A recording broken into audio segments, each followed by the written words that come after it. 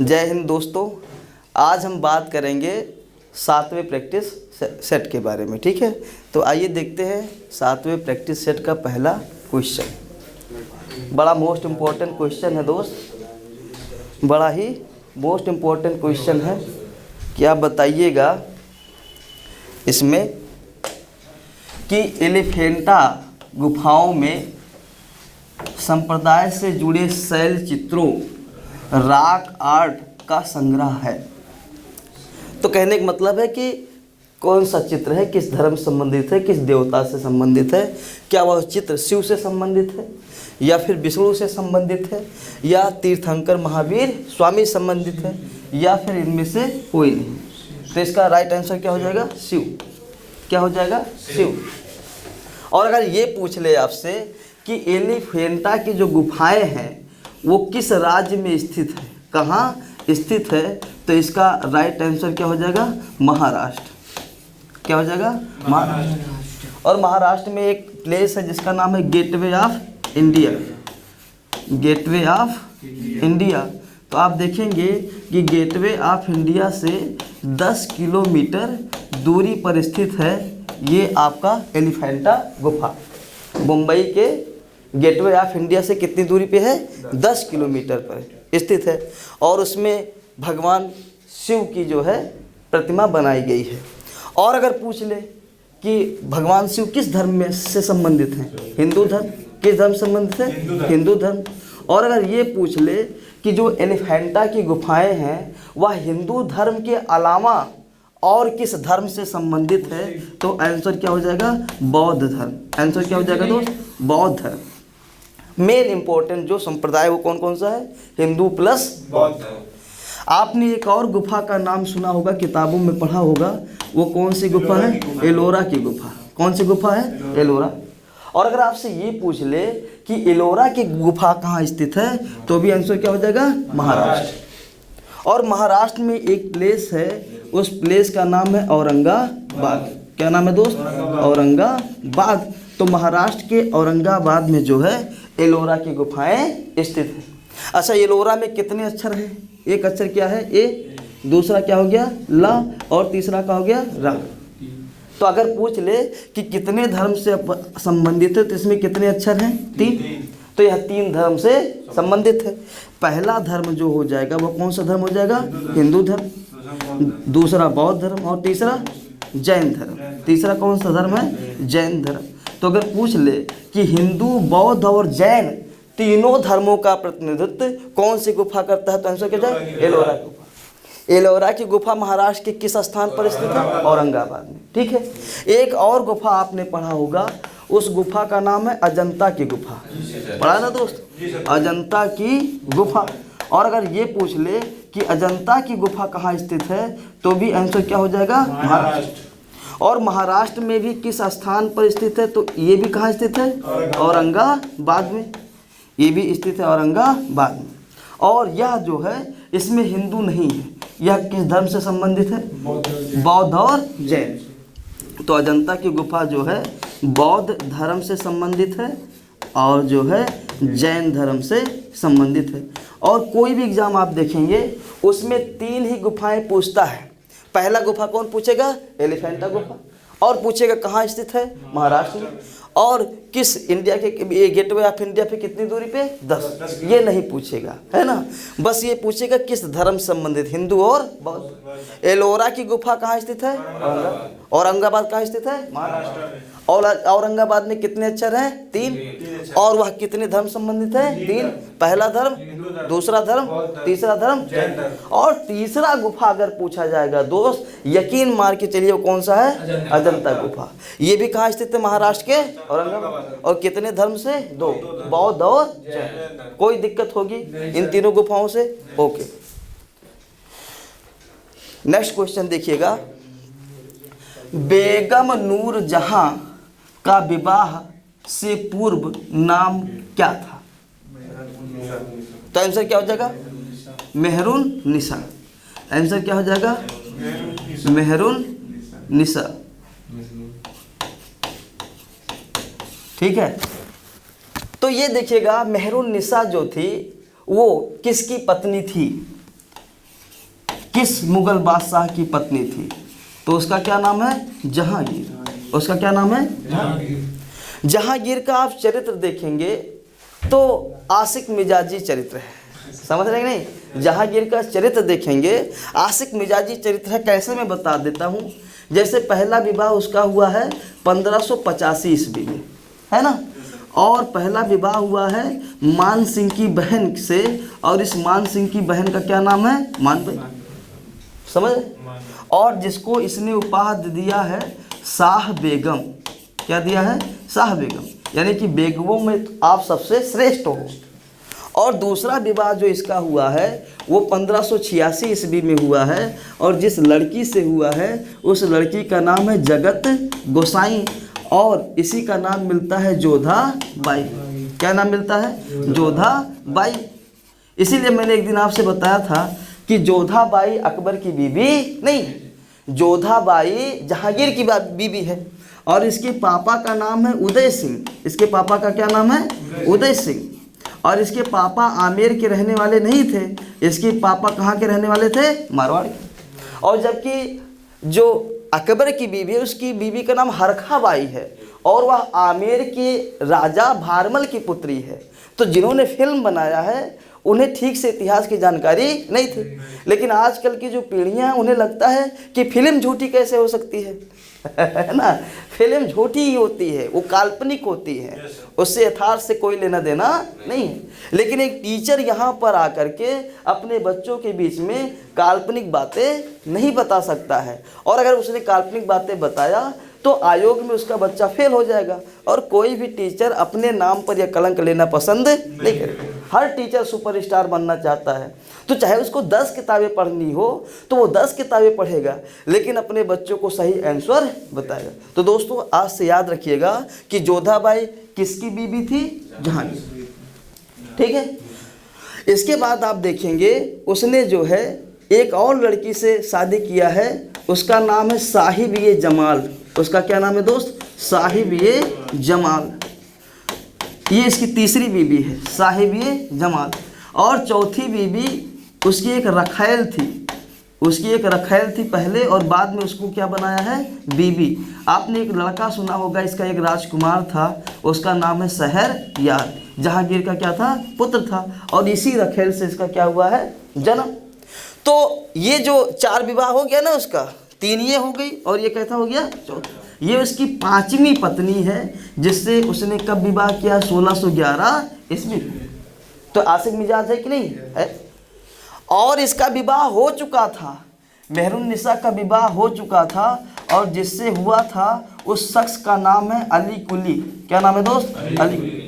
और अली कुली को जहांगीर ने एक उपाधि दिया था, ये उपाधि है शेर अफगन की उपाधि। कौन सी उपाधि है? शेर अफगन की उपाधि। अब आप सोचेंगे 1611 में विवाह किया, 1611 में विवाह किया, लेकिन अफेयर उसका पहले से चल रहा था। जब अकबर जीवित था तभी वह मेहरुन्निसा से क्या करता था? प्यार। और जो मेहरुन्निसा है वह अकबर के समय एक छोटी सी दासी थी, घर का साफ सफाई करती थी। उसके पिता एक छोटे से आदमी थे जो अकबर के यहाँ नौकरी करते थे। तो अकबर ने देखा कि मेरा बेटा एक छोटी सी दासी से प्यार कर रहा है, तो इसने जहांगीर को समझाया कि बदतमीज कहीं कि तुमको प्यार ही करना था तो ईरान के शासक की पुत्री से करना है, नहीं राजपूतों में इतनी खूबसूरत लड़कियां वहाँ करना है ना, या मुसलमान में क्या कम खूबसूरत लड़कियां हैं, तुम अच्छे खानदान से शादी करो। तो उसने अपने प्यार को दबाया था, और जब अकबर की मृत्यु हो गई तो उसने शेर अफगन की क्या करवा दिया? हत्या। समझ रहे? अब जब शेर अफगन की हत्या हो गई तो मेहरुन्निसा हो गई अकेली। अब इसको अपनी माँ के हरम में भेज दिया, बोला तुम मेरी माँ की क्या करोगे? सेवा।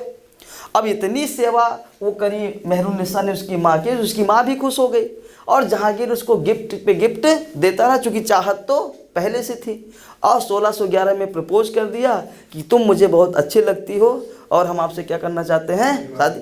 और कोई आम आदमी तो है नहीं, वह तो मुगलिया सल्तनत का बादशाह है, और मेहरुन्निसा ने उससे क्या कर लिया? शादी। शादी होने के बाद उसको उपाधि दिया गया है। कौन सी उपाधि? नूर। नूर मतलब होता है संसार, और जहां मतलब होता है ज्योति। समझ रहे? इस संसार की ज्योति कौन हो? तुम। तुम्हारी वजह से संसार में रोशनी है, और अगर तुम चली जाओगी तो संसार में अंधकारमय हो जाएगा। ये दुनिया में क्या हो जाएगी, दिन में ही रात हो जाएगी। समझे। एक उपाधि और इसको दिया गया है, नूर महल। एक उपाधि नूर जहाँ का, और क्या है, नूर महल।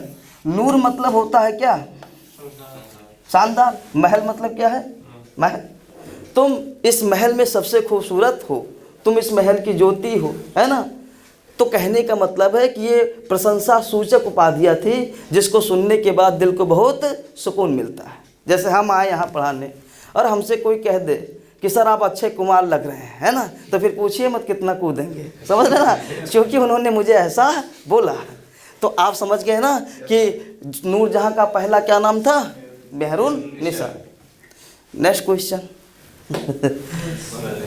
मजब उल बहरीन पुस्तक लिखने वाला मुगल शासक कौन था? तो बताइएगा, औरंगजेब था? नहीं सर। हुमायूं था? नहीं। बाबर था? नहीं। क्योंकि तो आंसर क्या हो जाएगा, दारा।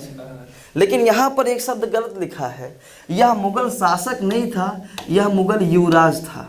ये क्या था, मुगल युवराज था। हालांकि ये शाहजहां का लड़का है, दारा शिकोह। शाहजहां इसको गद्दी पर बैठाना चाहता था, लेकिन औरंगजेब ने दारा शिकोह की क्या कर दी थी, हत्या। और दारा शिकोह गद्दी पर ना बैठकर गद्दी पर कौन बैठा, उसका भाई, और उसका क्या नाम है, औरंगजेब। तो शासक कहना इसको उपयुक्त होगा नहीं, आप इसको क्या कह सकते हैं, युवराज। अगर आपसे पूछा जाए कि शाहजहां अपने पुत्रों में सबसे अधिक प्यार किससे करता, तो आंसर क्या हो जाएगा, दारा शिकोह। और अगर ये पूछ लिया जाए कि अगर औरंगजेब की जगह पर दारा शिकोह गद्दी पर बैठा होता तो भारत में कैसा माहौल होता, भारत में कैसा प्यार मोहब्बत होता आपस में, तो बहुत अच्छा, है ना। क्योंकि अकबर के बाद दूसरा व्यक्ति अगर कोई मुगलिया सल्तनत में पैदा हुआ है जो मुसलमान से जितना प्यार करता था उतना ही प्यार हिंदुओं से करता था, तो उसका क्या नाम है, दारा शिकोह। एक हिंदू मुस्लिम दोनों आपस में गले मिलते, एक दूसरे की बहन बेटियों के साथ लोग विवाह करते, है कि नहीं। आज हम मुसलमान से इसलिए नहीं शादी करते क्योंकि कहीं ना कहीं मेरे मन में यह बैठ गया है कि मुसलमान हमारे लायक नहीं, और मुसलमानों ने यह बिठा लिया है कि हिंदू हमारे लायक नहीं है। लेकिन अकबर देखिए, अकबर तो हिंदू महिलाओं से शादी कर रहा है, अपना भी कर रहा है, अपने पुत्रों को भी करा रहा है। तो कहीं ना कहीं उसको ऐसा लग रहा था कि हिंदू को भी उसी अल्लाह ने बनाया है और मुस्लिम को भी उसी अल्लाह ने बनाया। तो अगर बनाने वाले के दिल में हिंदू मुस्लिम के लिए कोई भेदभाव नहीं है, तो मैं तो उसका बनाए हुए एक छोटा सा प्राणी हूँ, मुझे किसी भी कौम के साथ बदतमीजी करने का कोई अधिकार नहीं। यही वजह है कि मध्यकाल में क्या अकबर ही पैदा हुआ, नहीं, मध्यकाल में राणा प्रताप भी पैदा हुए, मध्यकाल में तो जो है वीर शिवाजी पैदा हुए, मध्यकाल में पृथ्वीराज चौहान भी पैदा हुए। लेकिन कुछ जो हिंदू की भावना से एकदम ओत प्रोत हो गए हैं, उनको छोड़ दिया जाए अगर, तो बताइए विभिन्न इतिहासकारों ने मध्य युग का महान शासक किसको कहा है, अकबर को कहा है। समझ रहे ना, क्यों कहा है, क्यों नहीं राणा प्रताप को महान शासक बोलते, क्यों नहीं पृथ्वीराज चौहान को महान शासक बोलते, क्यों नहीं वीर शिवाजी को महान शासक बोलते? क्योंकि ये लोगों ने समाज के सभी वर्गों के साथ एक साथ व्यवहार करने का शायद काम नहीं किया।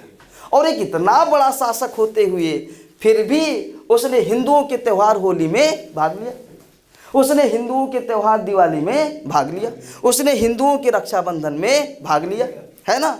उसने राम और सीता के चित्र को अपने सिक्कों पर छपवाया, है कि नहीं।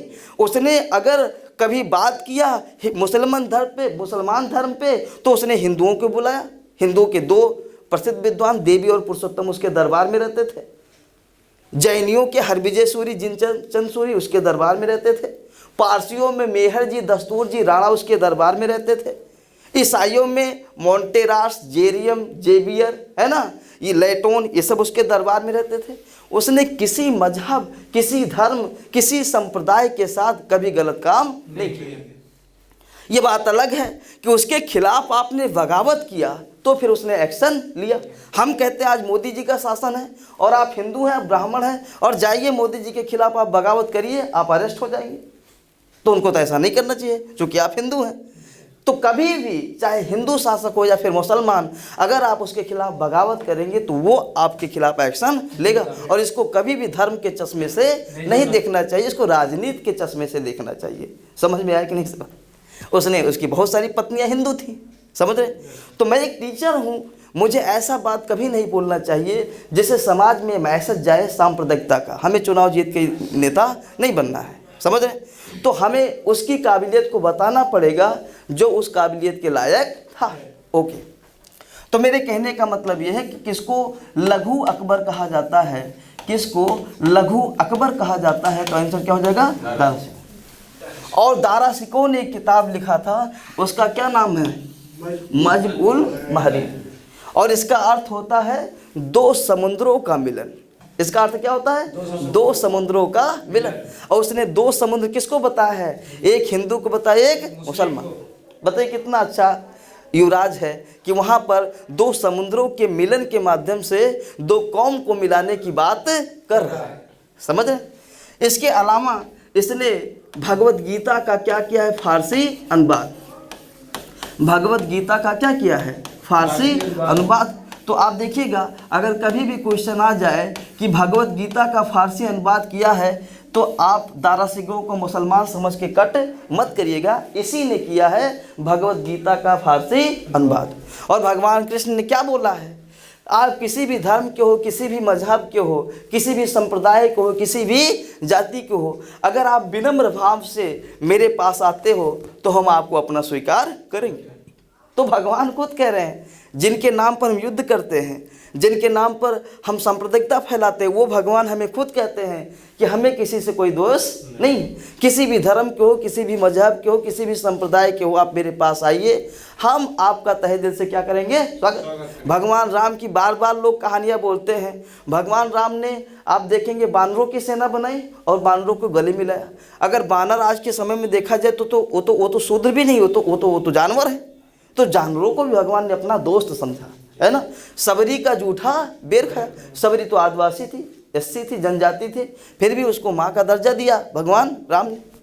तो कहने का मतलब ये है कि भगवान राम के लिए अगर हम लड़ने जा रहे हैं तो भगवान राम के आदर्श भी मेरे दिल में होने चाहिए। और भगवान राम के आदर्श अगर आपके दिल में हैं तो आप किसी को नुकसान नहीं पहुंचाएंगे।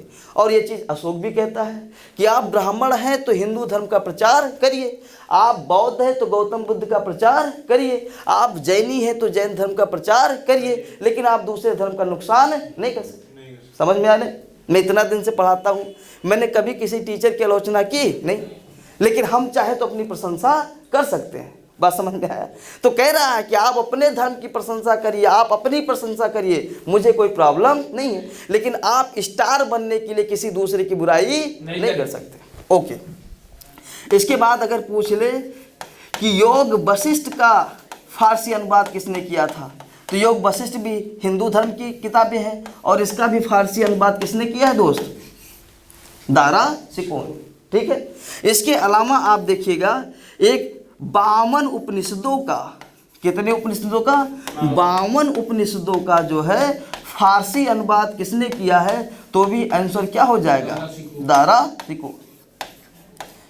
तो दोस्तों, दारा शिकोह की 4 किताबें आपको याद रहेगी। पहला किताब कौन है? मजब-उल-बहरैन। इसका रचयिता कौन? दारा शिकोह। भगवत गीता का फारसी अनुवाद दारा शिकोह।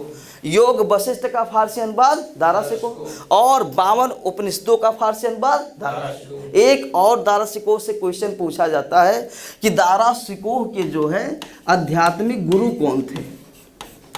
दारा शिकोह के जो है आध्यात्मिक गुरु कौन थे, तो इसका राइट आंसर हो जाएगा मुल्ला शाह। कौन से दोस्त? मुल्ला शाह। और मुल्ला शाह सूफियों के किस सिलसिले से संबंधित थे, तो आंसर हो जाएगा कादरी सिलसिला। कौन सा सिलसिला हो जाएगा दोस्त? कादरी सिलसिला।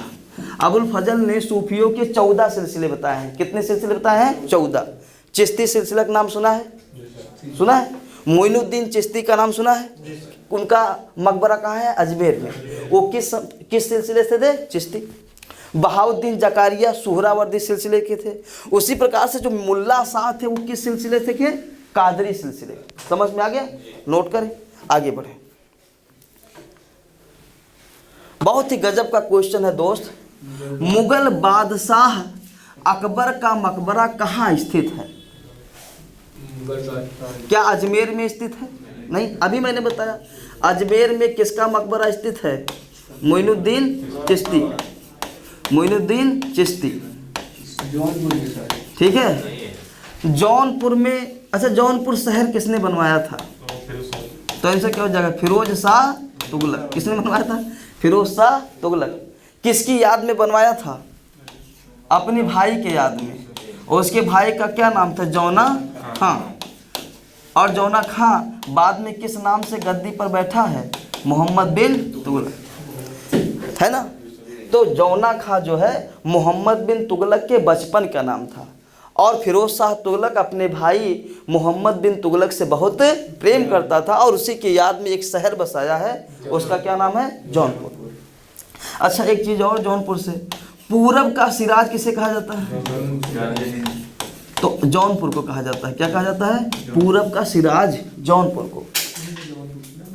औरंगाबाद में क्या जो है अकबर का मकबरा है? नहीं, औरंगाबाद में औरंगजेब का मकबरा है। किसका मकबरा है? औरंगजेब का मकबरा है। प्लस औरंगजेब की एक पत्नी है जिसका नाम है दिलरास बानो बेगम, दिलरास बानो बेगम, उसका मकबरा है। और अगर ये पूछ ले कि दिलरास बानो बेगम को किसकी नकल कहा जाता है, तो आंसर क्या हो जाएगा? ताजमहल। किसकी नकल कहा जाए? एकदम हूबहू ये जो इसका मकबरा है एकदम ताजमहल का 2 कॉपी है, लेकिन उतना अच्छा बना नहीं है। इसी वजह से देखेंगे उस पर जो है उसका जो पेंटिंग वगैरह है वो सब खाली उतर गया है, बाकी उस पर आप देखेंगे धब्बा धब्बा पड़ गया। लेकिन ताजमहल पे अभी कभी कोई धब्बा नहीं है, क्योंकि अभी जल्द में 1 साल पहले ताजमहल देखने गया था। देखने नहीं गया था, मेरा पेपर था, तो हमने सोचा अगर इतना दूर आए हैं तो ताजमहल देख ही लेते हैं, है ना। तो वहाँ देखा भी बड़ी खूबसूरत। तो इसका राइट आंसर क्या हो सकता है? सिकंदर। इसका राइट आंसर क्या हो सकता है? सिकंदर। अकबर का मकबरा कहाँ है? सिकंदर। और अगर आपसे एक पूछ ले कि अकबर का मकबरा किस जाट नेता ने, किस जाट, क्या अगर ये पूछ ले किस जाट, अगर आपसे ये पूछ ले किस जाट नेता, कभी कभी चलता नहीं है, किस जाट नेता ने खोद कर जो है उसकी हड्डियों को जला दिया था, तो आंसर हो जाएगा राजा राम। आंसर क्या हो जाएगा? राजा राम। और ये काम उसने नेक काम किया 1688 से। ये नेक काम कब किया? 1688। जैसे मैं आपको बता दूं, राजा राम के जो पूर्वज थे उनका नाम था गोकुला। उनका क्या नाम था? गोकुला। और गोकुला के समय मथुरा का जो सूबेदार था उसका नाम था अब्दुल नबी। उसका क्या नाम था? अब्दुल नबी। तो मथुरा का जो अब्दुल नबी सूबेदार था उसने मथुरा में जो है बहुत अत्याचार कर दिए हिंदुओं के ऊपर। तो गोकुला जो जाट का पहला नेता था उसने अब्दुल नबी की क्या करवा दी? हत्या। जिससे नाराज हो गया औरंगजेब। औरंगजेब ने किसकी हत्या करवा दी? गोकुला। और गोकुला के बाद जो अगला जाट नेता बना उसका क्या नाम है? वो इतना ज़्यादा नाराज हो गया औरंगजेब से कि वह पहुंच गया मथुरा से, कहाँ पहुंच गया? सिकंदरा। ये आगरा में पड़ता है।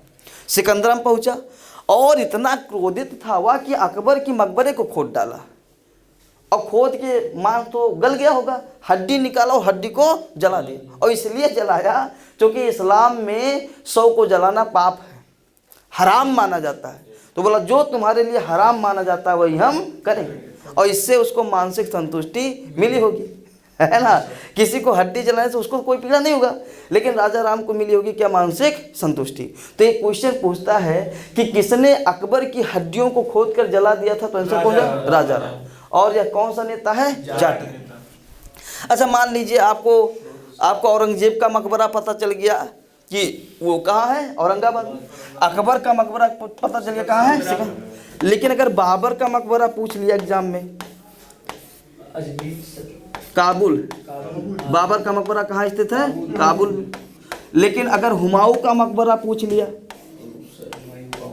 तो हुमायूं का मकबरा दिल्ली में है। हुमायूं का मकबरा कहाँ है दोस्त? दिल्ली में।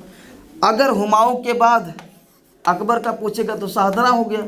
और अकबर के बाद गद्दी पर कौन बैठा है? जहांगीर। तो जहांगीर का मकबरा अगर पूछ ले तो लाहौर हो जाएगा। क्या हो जाएगा? लाहौर हो जाएगा। और अगर शाहजहां का पूछ लिया कि मकबरा कहाँ है, तो शाहजहां का मकबरा आगरा में है। कहाँ है दोस्त? आगरा में। और यह भी कहाँ दफनाया गया है? ताज महल। समझ? आप देखेंगे औरंगजेब ने 1658 ईस्वी में शाहजहां को क्या कर लेता है? बंदी बना लेता है। क्यों?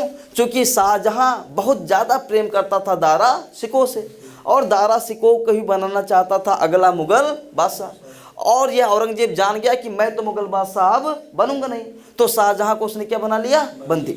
और बंदी बना के उसने किस किले में उनको कैद किया? आगरा। और आगरा किले में एक बुर्ज है, उसका नाम है शाह बुर्ज। उसी शाह बुर्ज में कैद किया। और शाह बुर्ज में अगर खिड़की तोड़वा के बनवा दिया जाए तो ताजमहल साफ साफ दिखता है। तो खिड़की तोड़वा के दिया गया। उसने कहा कि आपने कैद किया ठीक है, मगर एक खिड़की बना दो, मैं अपनी पत्नी के मकबरे को देखना चाहता हूँ। तो उसी शाह बुर्ज में वह 8 साल कैद रहा। कितना साल कैद रहा है? 8। और इसके जो आप देखेंगे मृत्यु होती है, कब होती है? 1666 ईस्वी में। और कैद हुआ कब? 1658। 8 साल वह अपनी बीवी को देखकर बिताया है। और इस 8 साल में उसकी एक पुत्री है, उसने उसकी बड़ी सेवा करी है। और उस पुत्री का क्या नाम है? जहां आरा। और बहुत सारे बेवकूफ़ हिंदू हैं, वो ये कहेंगे कि जहां आरा से शाहजहां क्या करता था? प्रेम। हाँ सर, यही है कुछ ऐसा। कुछ कहते हैं। आप सोचो, जिसके आंखों के सामने जिसके बेटे एक दूसरे की हत्या कर रहे हैं, क्या उसको चैन आएगा? मेरे माँ बाप हों और मेरे माँ बाप के सामने हम अपने भाइयों की हत्या कर रहे हों, क्या ऐसे सिचुएशन में एक बाप प्यार करने के बारे में सोचेगा कभी? समझ? और एक बाप को, एक बेटी अपने बाप से बहुत प्रेम करती है, और उसके भाई ने उसके बाप को कैद कर दिया हो, तो क्या कोई बेटी अपने बाप की सेवा करना चाहेगी कि नहीं चाहेगी? चाहेगी। आज लालू प्रसाद यादव जी का किडनी ट्रांसफ़र हुआ है ना? तो किडनी कौन ट्रांसफ़र करवाया है? बेटी ने कि बेटे ने? बेटी ने। क्या तेजस्वी यादव के पास दो किडनी नहीं है? क्या तेज प्रताप यादव जी के पास 2 किडनी नहीं है? नहीं है ना? लेकिन फिर भी बेटी ने मदद किया। अब आने वाली पीढ़ियां उस पर गलत इल्जाम लगाए तो आपको तो भगवान नरक में भी जगह ना दे, है ना? तो उसी प्रकार से उसके बेटे ने, औरंगजेब ने उसको मारा, उसको पीटा, उसको किले में बंद कर दिया। अगर और कहा कि कोई इसकी मदद नहीं करेगा, ऐसे सिचुएशन में उसकी बहन कहा मैं जा रही हूँ मदद करने, और देखना है तुम मुझे मार सकते हो तो मार दो, लेकिन अपने बहन को नहीं मारा, बोला सेवा करिए। तो क्या वो प्रेम करने गई थी? और या फिर शाहजहां का मन लगता उससे प्रेम करने में? नहीं। अरे वो तो अपने लाचार, अपने बेबस, अपने भाई से सताए हुए बाप की क्या कर रही थी? सेवा। और ऐसे सिचुएशन में किसी का प्यार करने का मन नहीं। अरे यार, कोई बादशाह हो और जिसको जेल में बंद कर दो तो उसकी सारी गर्मी तो ऐसे उतर गई, है कि नहीं? तो ये गलत बात है मेरे दोस्त। एक मुसलमान शासक के ऊपर आरोप लगाना ठीक है, लेकिन इतना गंदा आरोप नहीं लगाना चाहिए कि उसकी पुत्री से ही उसका क्या करा देना चाहिए? प्रेम, है ना? ये बातें क्या है? सरासर गलत है। तो आप देखिएगा उसी मुमताज महल के बगल में भी किसको दफना दिया गया? शाहजहां। ठीक है। तो बाबर का मकबरा कहाँ है दोस्त? काबुल। हुमायूं का मकबरा? जहांगीर का मकबरा? शाहजहां का मकबरा? मुगल बादशाह अकबर का मकबरा? और अंतिम मुगल बादशाह औरंगजेब का मकबरा? औरंगाबाद। कोई कंफ्यूजन? तो किसी भी बादशाह का मकबरा पूछे बता सकते हैं। ओके, नेक्स्ट क्वेश्चन देखिएगा दोस्त। मराठा साम्राज्य के संस्थापक राजा शिवाजी को किस स्थान पर छत्रपति की खिताब से सम्मानित किया गया था? हाँ जी। तो इसका आंसर क्या हो जाएगा? रायगढ़। इसका राइट आंसर क्या हो जाएगा? रायगढ़। अब हम आपको बताते हैं शिवाजी का जो जन्म हुआ था, शिवाजी का जो जन्म हुआ था वह 1627 ईस्वी में हुआ था। कब हुआ दोस्त? शिवाजी 27। और जिस दुर्ग में हुआ था उस दुर्ग का नाम है शिवनेरी देवी का दुर्ग। शिवनेरी देवी। और इसी शिवनेरी देवी के नाम पर शिवाजी का नाम क्या रखा गया है? शिवाजी। समझ गए ना? किस देवी के नाम पर? शिवनेरी देवी के नाम पर इनका क्या नाम रखा गया? शिवाजी। और अगर हम इनके पिताजी की बात करें तो इनके पिताजी का नाम था साहू जी। क्या नाम था इनके पिताजी का? शाह जी। शाह जी भोसले। इनके पिताजी का क्या नाम था? शाहजी भोसले नाम था। और इनके माता का नाम था जीजाबाई। इनके माता का क्या नाम था? जीजाबाई। ठीक है। और हम आपको बता दें, शिवाजी ने 1 शादियाँ 2 शादियाँ नहीं करी थी। शिवाजी ने कुल कितनी शादियाँ करी थी? 7 शादियाँ की थी। इनकी पहली पत्नी का नाम है साईबाई। पहली पत्नी का क्या नाम है? साईबाई। दूसरी पत्नी का नाम है सोयराबाई।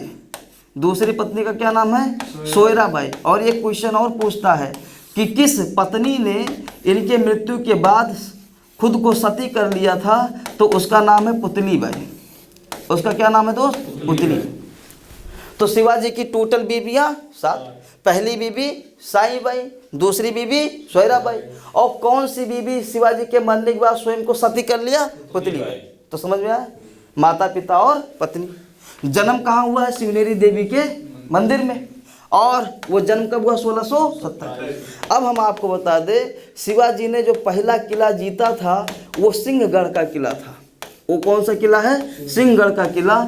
और वो किला उन्होंने जीता है 1643 ईस्वी में। ठीक है। दूसरा किला जो उन्होंने जीता है वो किला का नाम है तोरण का किला, और वो किला उन्होंने जीता है 1646 ईस्वी। ठीक है। इसके बाद आप देखेंगे उन्होंने पंडाल का किला जीता है, उन्होंने जावली का किला जीता है, उन्होंने पुरंदर का किला जीता है। और इस प्रकार से आप देखेंगे शिवाजी के पास कुल कितने किले थे? 35।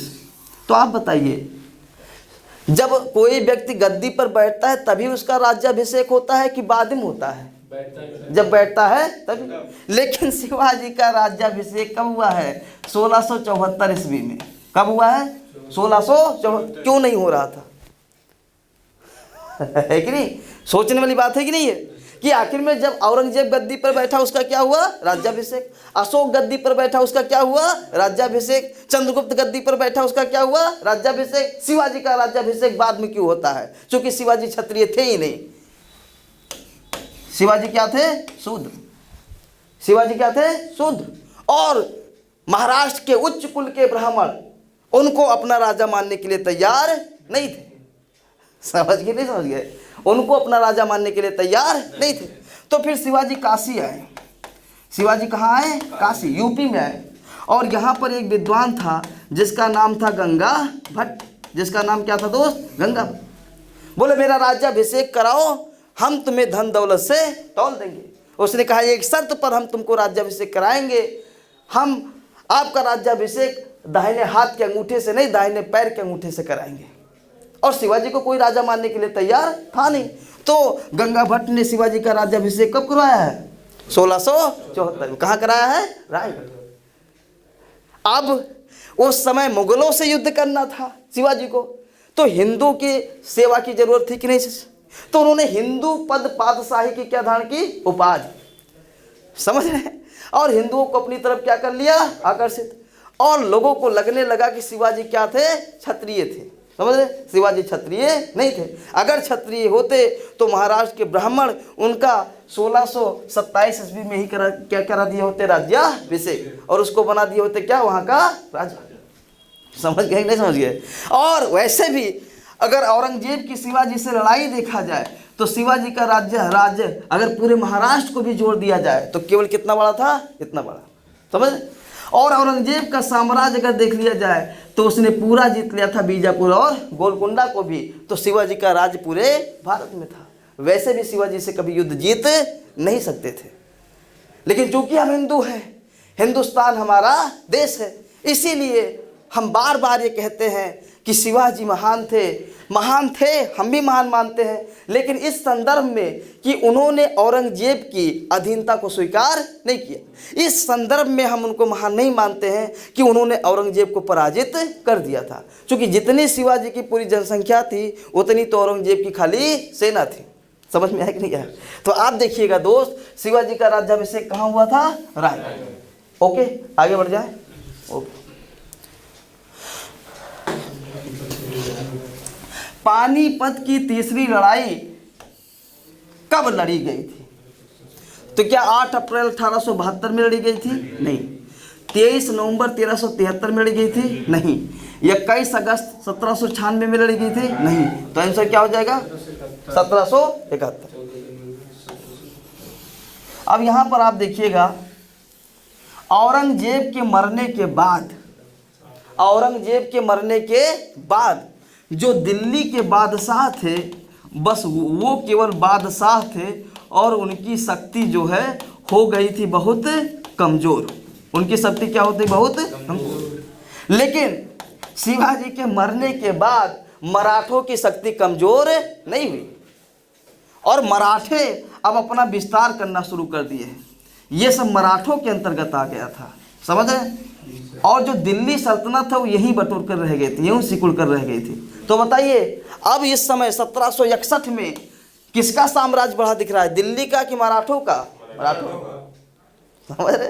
तो 1761 में सबसे बड़ी सत्ता भारत की जो हुकूमत कर रही थी हिंदुस्तान पर, वो दिल्ली के बादशाहों की नहीं थी बल्कि महाराष्ट्र के मराठों की थी। और इसी समय ईरान का शासक जिसका नाम था अहमद शाह अब्दाली, क्या नाम था? अहमद शाह अब्दाली।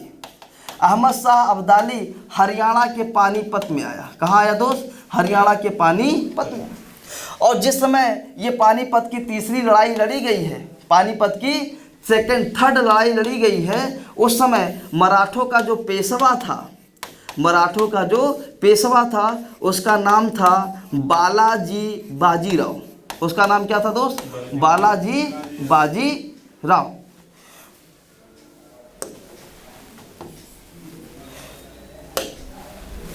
बाजी फिर वहीं चला गया, उसका नाम था बालाजी बाजीराव। और जो मराठा सेना का नेतृत्व कर रहा था उसका नाम था सदा शिव राव भाऊ। उसका क्या नाम था दोस्त? सदा शिवराव भाऊ। और ये बालाजी बाजीराव जो कि पेशवा था, ये बूढ़ा हो गया था। तो अब देखिए पानीपत के मैदान में अहमद शाह अब्दाली अपनी पूरी फौज लेकर आ गया, समझे? और दिल्ली का शासक डर के मारे थर थर कांपने लगा। उसने एक लेटर लिखा बालाजी बाजीराव को, बचा लीजिए सर, अदरवाइज अहमद शाह अब्दाली तो हमें नक्शे से मिटा देगा, बड़ी सेना लेकर आया है। तो चूंकि यह बूढ़ा हो गया था तो इसने किसको भेजा है? सदाशिवराव भाऊ को। और सदाशिवराव भाऊ महाराष्ट्र से निकलकर कहाँ पहुंचा है? पानीपत। तो अहमद शाह अब्दाली ने सदाशिवराव भाऊ से कहा कि भाऊ, दिल्ली के इस पार तुम शासन करोगे और दिल्ली के उस पार हम शासन करूँगा। सदाशिवराव भाऊ ने कहा कि मैं जब तक जिंदा हूँ अपने इस भारत माँ के पवित्र धरती पर तुमको रुकने नहीं दूंगा। तो उसने कहा कोई बात नहीं है, ये जिस स्थान पे हम तुम दोनों खड़े होकर बात कर रहे हैं, इस स्थान से इतना पूरा क्षेत्र तुम्हारा और इस स्थान से उतना पूरा क्षेत्र हमारा। सदाशिवराव भाऊ क्रोध में आ गया। उसने कहा अहमद शाह अब्दाली, जब तक ये सदाशिवराव भाऊ जिंदा है, भारत माँ के भूमि के एक टुकड़े पर भी हम तुमको जमीन पर पैर तक नहीं रखने देंगे और पानीपत के उधर का पूरा भाग तो तुम भूल जाओ। अब्दाली भी नाराज हो गया, बोला भाऊ तुम मुझे जानता है मैं कौन हूँ? कहा तो सूरमा होगा तो अफगानिस्तान के लिए होगा, ईरान के लिए होगा, मैं एक मराठा ब्राह्मण हूँ, समझ रहे? तुम्हारी आँख की गोटियाँ निकाल कर खींच जाऊँगा। समझ में गुस्सा गया, कौन है अहमद शाह अब्दाली? कहा तो मेरी आँख को गोटियाँ बना कर खींचेगा, बिल्कुल खींच जाऊँगा। तो कहा अब युद्ध होगा तो कोई होना चाहिए। और इस युद्ध में सदाशिवराव भाऊ हार गया। सदाशिवराव भाऊ हार गया। वजह ये थी कि वो हल्के हल्के तोप लेकर आया था। कौन? अहमद शाह अब्दाली, जिसको ऊंट के पीठ पर रखकर एक जगह से दूसरी जगह पहुंचाया जा सकता था। दूसरी, वो महिलाओं को लेकर नहीं आया था, लेकिन ये सदाशिवराव भाऊ अपने साथ अपने खेमे की क्या ले गई थी? महिला।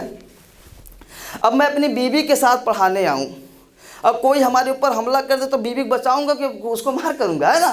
तो हार जाऊंगा कि नहीं हार जाऊंगा? तो हल्की तोपों को ना ले जाना, युद्ध भूमि में महिलाओं को ले जाना, यही उसके पराजय का क्या बना है? कारण। दूसरी चीज, जब उससे समझाया गया कि हम भी तुम्हारी मदद कर दें, तो उसने कहा कि एक पेशवा कि सेना को हराने के लिए अहमद शाह अब्दाली एक क्या 10 अहमद शाह अब्दाली भी आ जाए तो मुझे हरा नहीं पाए। तो उसका अहंकार भी उसके पतन का क्या बना है कारण। महाराष्ट्र के एक इतिहासकार है जिसका नाम है सर जदुनाथ सरकार। जिसका क्या नाम है? जदुनाथ सरकार। जदुनाथ सरकार ने लिखा है कि पानीपत की लड़ाई इतनी भयानक लड़ाई थी कि महाराष्ट्र का ऐसा कोई परिवार नहीं था जिसने अपना कोई ना कोई सगा संबंधी ना खोया। तो धन्य है वो पेशवा बालाजी बाजीराव, धन्य है उसका सेनापति सदाशिवराव भाऊ, जिसने इस भारत माता की रक्षा के लिए, जिसने अपनी मातृभूमि की रक्षा के लिए अपने परिवार के हर एक सदस्य को लुटाने को क्या हो गए, तैयार हो गए। समझ रहे?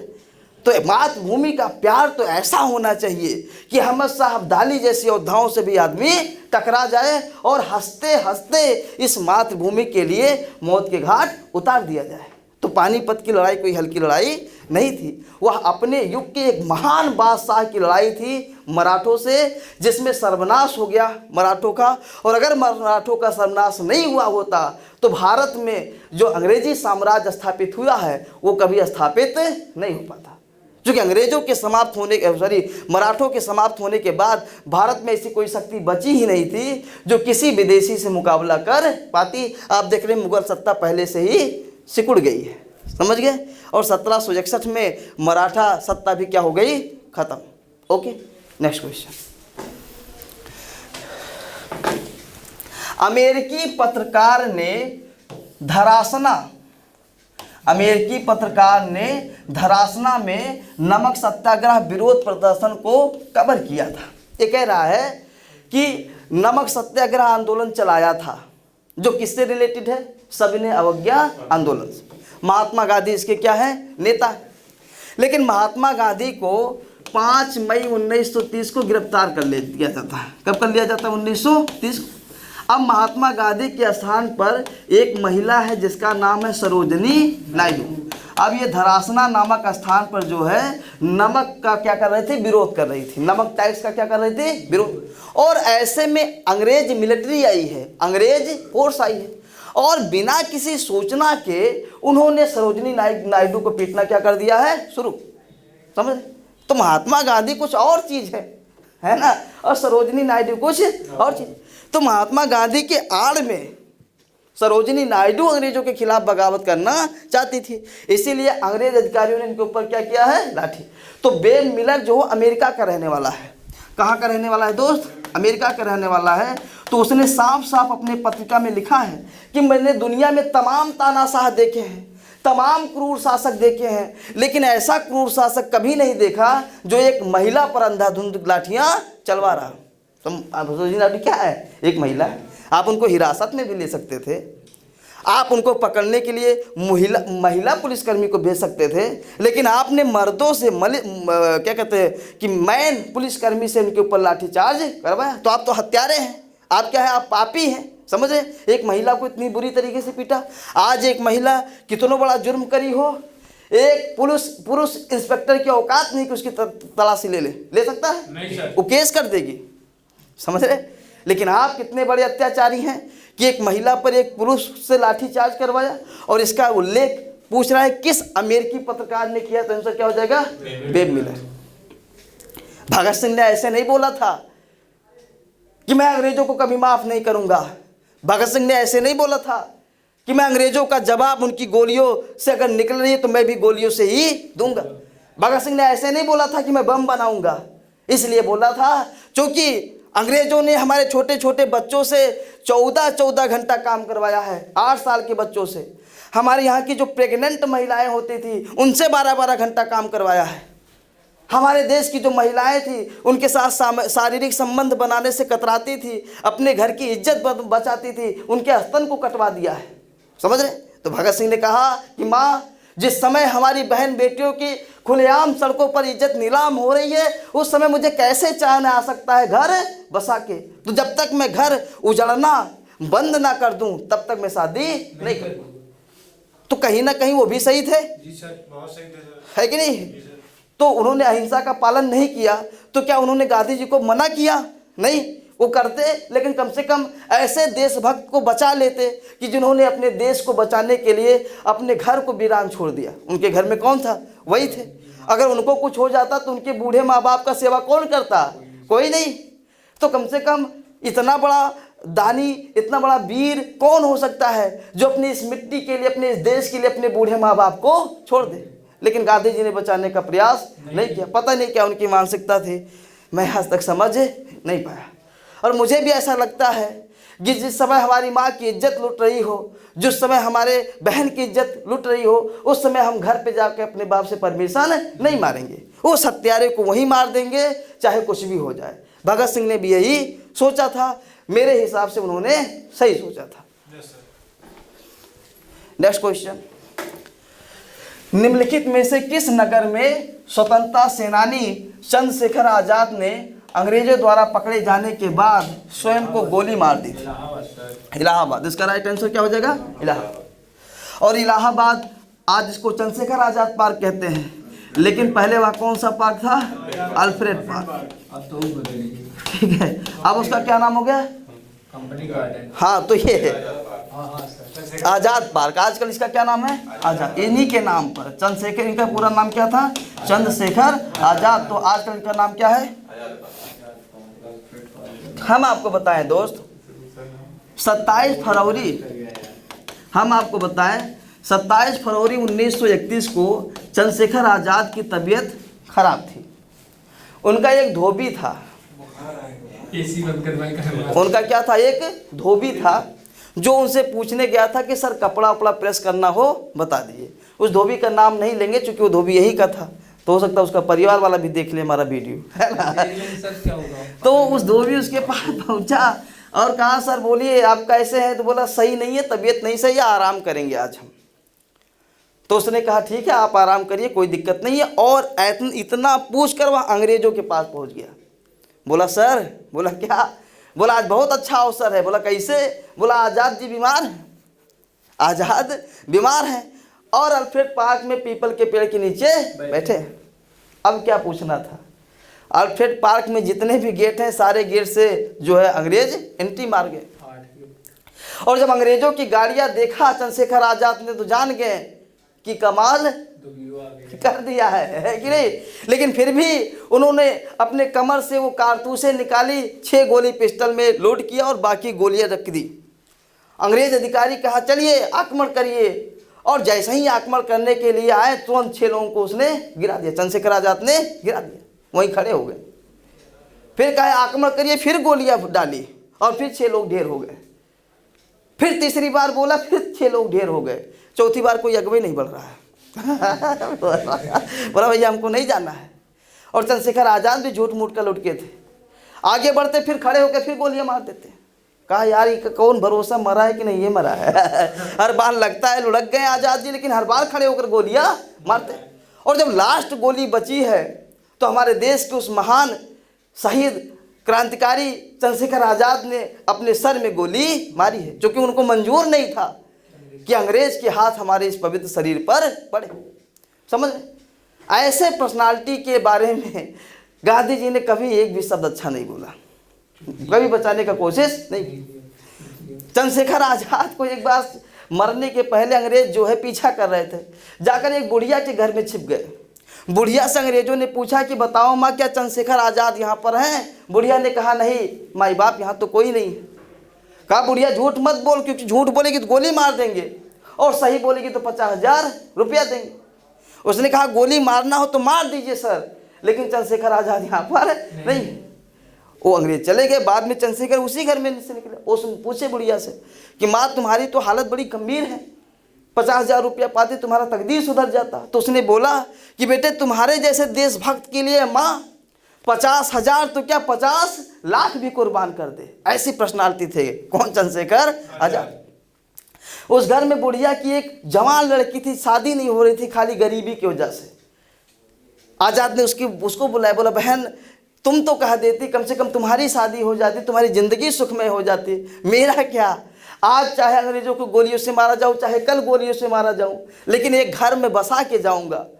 वो बहन रोते हुए बोली कि भैया तुम्हारे जैसे भाई को फांसी के फंदे पर चढ़ाकर ये बहन अपने हाथों में मेहंदी नहीं रचा सकती, कुंवारी मर सकती है, तो क्या पर्सनालिटी रही होगी चंद्रशेखर आजाद। समझ रहे? पूरे देश की बहन उनको देखती थी तो उनके सीने से लिपट जाती थी, उनको देखती थी तो भैया भैया के जयकारे लगाते थे।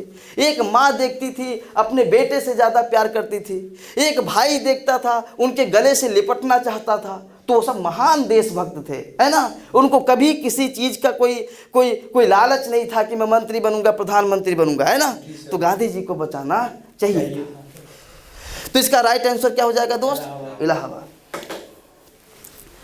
भारत के 1942 के भारत छोड़ो आंदोलन के वक्त ग्वालियर टैंक मैदान कहाँ पड़ता है? बम्बई में, है ना। मुंबई के ग्वालियर टैंक मैदान में भारत का राष्ट्रीय ध्वज फहराने वाले व्यक्ति कौन थे? महिला कौन थी? यहाँ पर महिला होना चाहिए, महिला कौन थी? तो इसका राइट आंसर क्या हो जाएगा? अरुणा आसफ अली।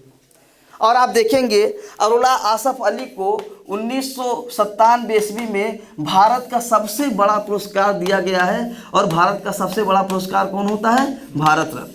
अब ये बात अलग है कि मरणोपरांत दिया गया है ना। बाबा साहब भीमराव अंबेडकर को भी मरणोपरांत मिला है, लेकिन भारत रत्न मिला है। और भारत का सबसे बड़ा सम्मान कोई अगर होता है तो क्या होता है? भारत रत्न। तो यानी कि इस महिला यानी कि अरुणा आसफ अली ने देश के लिए बहुत बड़ा बलिदान किया था। ओके, टाइम हो गया बेटा, एक क्वेश्चन और बता देते हैं। 1932 में महात्मा गांधी और किसके बीच में पूना पैक्ट पर क्या हुए थे? हस्ताक्षर। किसके बीच में? महात्मा गांधी और के बीच में जो है पूना हस्ताक्षर हुए थे। तो आंसर क्या हो जाएगा? मोहम्मद अली जिन्ना। तो इसका जो राइट आंसर हो जाएगा वो हो जाएगा डॉक्टर भीमराव अंबेडकर।